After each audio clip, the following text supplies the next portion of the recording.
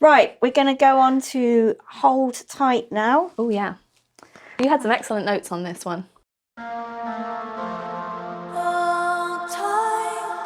just love that entry. It's like it's a disembodied voice floating in space. It's like, it just feels just like you've got this kind of spectral,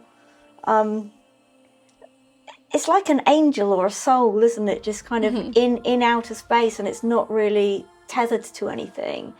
With that big reverb. Yeah. And it's just like you've perfectly matched the production to the theme of the song, really.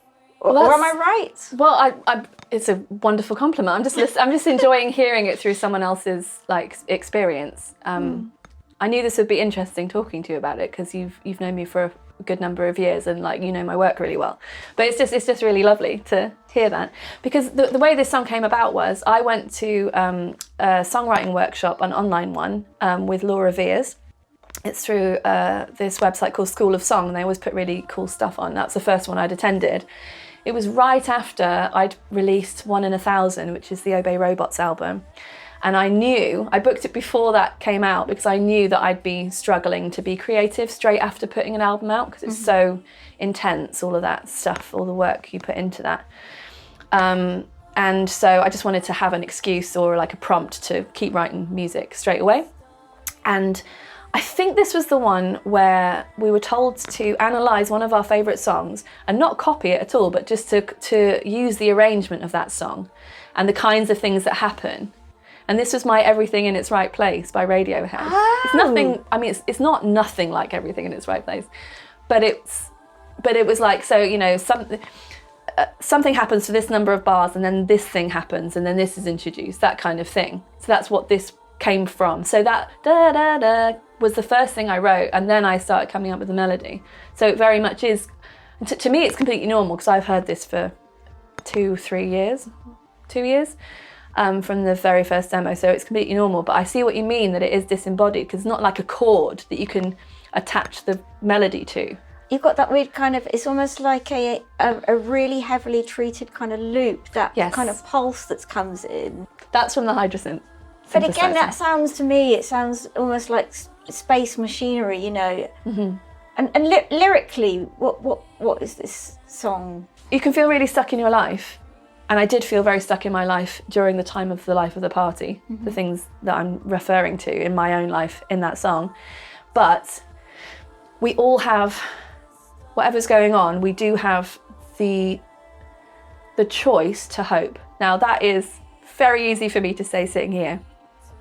But I had recently read Viktor Frankl's book, Man's Search for Meaning. So he was in a concentration camp in the Second World War, and then he came out of it and he wrote this book about hope and meaning. What I wanted to talk about in Hold Tight is that idea that whatever's going on in your life, whatever oppression you're under, whatever, they can't take away your mind's ability to hope and dream. You choose to do that. And I think it was those words about the starry night and dreaming that made, to me, it felt like musically it matched the thing, because to me it was, those words conjured up images of like you're drifting off, you know, into space, or into, not necessarily into actual space, but like when you're going to sleep and you're kind of, I don't know, if you've got stars projected on your ceiling or something, and you're kind of like, I mean, space seems to come up quite a bit in your work. Where do you think that comes from? What do you think it represents to you? Any idea?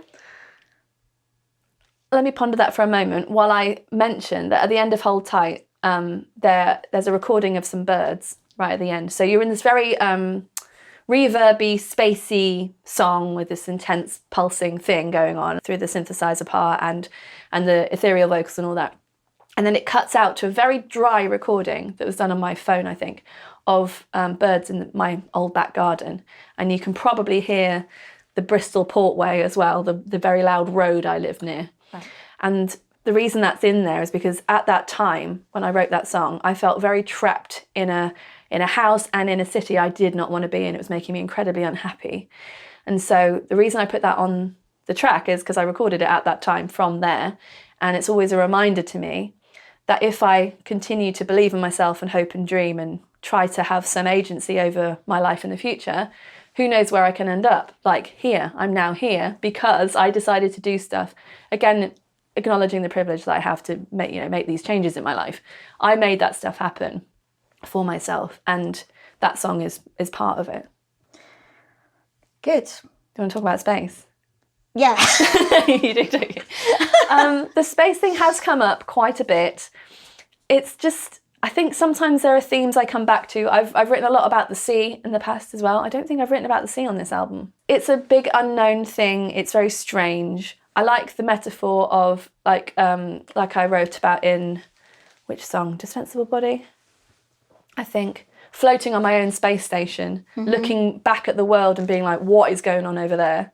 And then on this album, it's more like I'm on the Earth looking at people on their space stations going, what are they up to? And just, I suppose it's the polarising nature of our online lives is that kind of stuff that comes up with it as well. But it does keep coming back. Interesting, isn't it?